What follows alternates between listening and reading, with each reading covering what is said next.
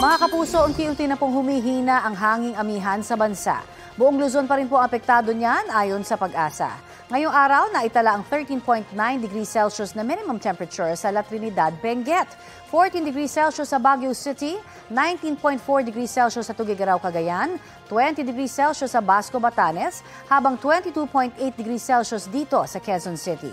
Kung ang amihan po ang magdadala ng pag-uulan sa Luzon, trough naman ang extension ng low pressure area ang magdudulot pa rin ng masamang panahon sa Mindanao at ilang panig ng Visayas.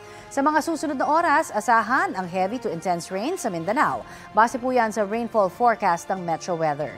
Pinaalerto pa rin ang mga residente sa banta ng baha at landslide.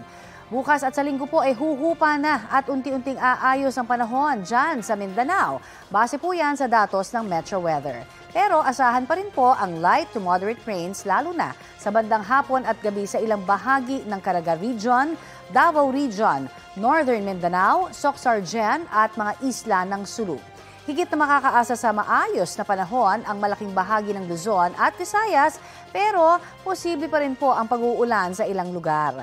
Mababa naman ang tsansa ng ulan dito sa Metro Manila ngayong weekend. Ayon po sa Pag-asa, unti-unti nang lalayo sa Philippine Area of Responsibility ang binabantayang low pressure area. At inaasahan ding malulusaw po ito. Sa ngayon, nagpapaulan pa rin sa ilang bahagi ng bansa ang trough ng nasabing LPA. Huli ang namataan 310 kilometers south ng Zamboanga City. Kung sa ilang panig ng Mindanao bumabaha dahil sa sobrang ulan, abay kinukulang naman po dyan ang malaking bahagi ng Luzon.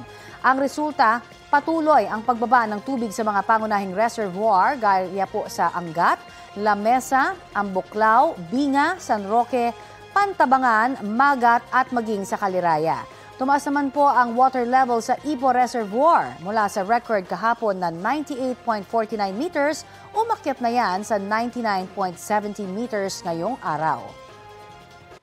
Kapuso, para sa mga maiinit na balita, mag-subscribe sa GMA Integrated News sa YouTube. Sa mga kapuso naman abroad, subaybayan nyo kami sa GMA Pinoy TV at sa www.gmanews.tv.